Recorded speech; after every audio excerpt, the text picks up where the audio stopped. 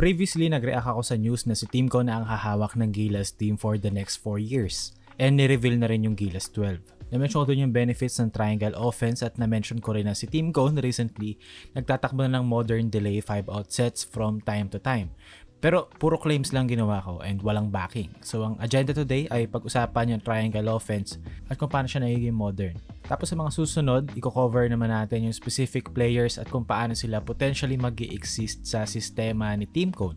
Just to paint a picture bago magsimula yung window and yung bagong programa.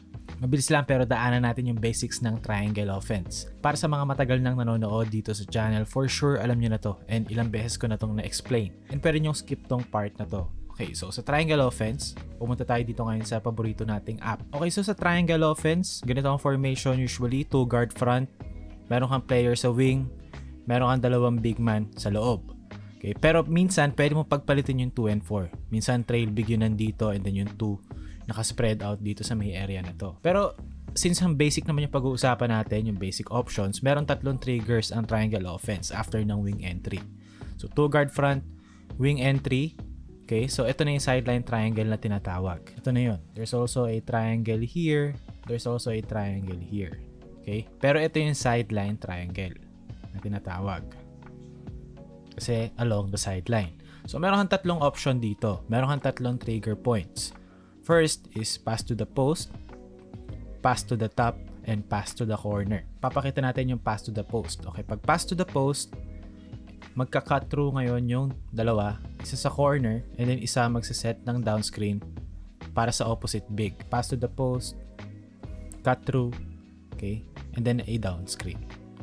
So, yan yung pass to the post. And then, ito naman yung second na option, okay, wing entry, sideline triangle, and then pass to the top. Ngayon, magpa-flash ngayon si 4 sa pinch post, and then 2-man game na yan. Kahit anong trip mong gawin.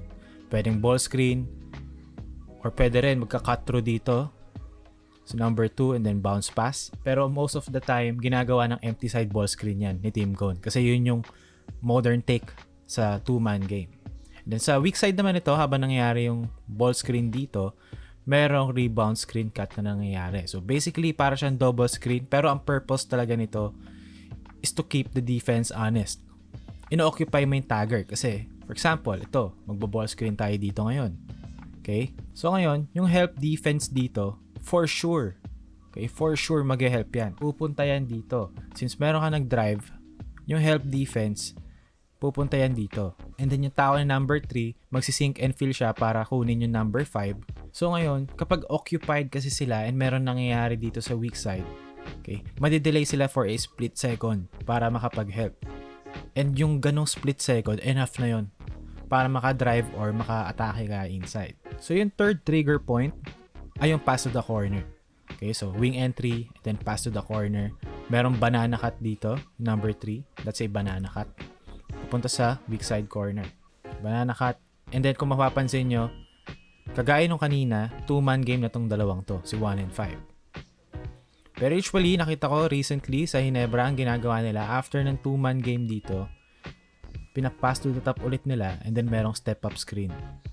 And then parang spread pick and roll na siya essentially. So medyo nakikita nyo ba yung parang nagsisimula siya sa triangle and then nagfa-flow siya into something na mas more common or mas more modern. Kasi usually in triangle naman hindi naman siya ball screen heavy na offense. Pero kasi you know, iba na yung panahon ngayon and you have to run ball screens talaga. And ito naman, magpapakita ako ng mga 2 counters sa triangle offense. So ngayon, wing entry. Okay. So ngayon, pag walang pass to the top, kasi yung bantay, okay, fino-front kunyari or naka-pressure defense kay number 2, walang passing lane. So ang ginagawa ngayon ng triangle offense, nagtatakbo sila ng blind pig. So magka-flash si 4, nasa pinch post, sabay cut si number 2. Kabilang dako naman, kapag ang pinipressure naman ay yung wing entry, kasi syempre doon nagsisimula lahat eh. So kung wari, ito, ang bantay ay sobrang taas, dinedeny si number 3. So ang ginagawa sa triangle offense, nagfa-flash ngayon si number 5, wing reverse ang tawag doon. Okay now, punta naman tayo sa real life example. Okay, ito yung Gilas Asian Games kontra sa Jordan. Okay, sa play na to, triangle, pero instead of a 2 guard front, si Japet yung nasa trail. Kung makikita natin, bitin lang yung picture, pero there's Scotty, Kwame, and tao sa corner. So, that's your sideline triangle. And ito yung two-man game mo sa weak side. So, instead of two guard front, si Japet yung nasa trail kasi double big lineup. So, ang ginawa nila, okay, pass to the top. Instead na nasa pinch post si CJ, in-spread nila kasi guardia. So, ang nangyari dito, empty side ball screen. And then sa weak side, meron kang rebound screen cut. Ano nangyayari dito? Si Brownlee, magli-lift. Kwame, sa paint. So, ang kagandahan kasi sa ganitong atake na empty side, two-man game, ang laki ng space dito sa area na to for Japet to roll. Even though, mukhang crumpled paper rin nandito, mukha siyang masikip. Actually, ang nangyayari dito is natatanggal yung help defense. Kagaya ng sabi ko kanina sa breakdown sa app natin kanina. So, kung makikita nyo, yung tingin nung help defender dito, yung magtatrap ng box, hindi siya nakaabang dito. Hindi siya nakatingin doon sa action. Nakatingin siya sa sariling action niya dito. And yung split second na yun, na makuha mo yung attention niya, enough na yun eh. Makikita nyo rito, okay? Si number 13, late siya sa rotation. Okay? After ng ball screen, tumuturo pa siya. Tingnan nyo. Diba? Ang laki nung space na na-create dahil lang merong action dito sa kabilang side. Yun yung kahalagahan ng hindi stagnant yung opensa at gumagalaw yung mga tao. Ball and player movement, ika nga nila. Tingnan nyo, ang taas ng number 13. Ang laki nung space ni Japet dito para sa role niya.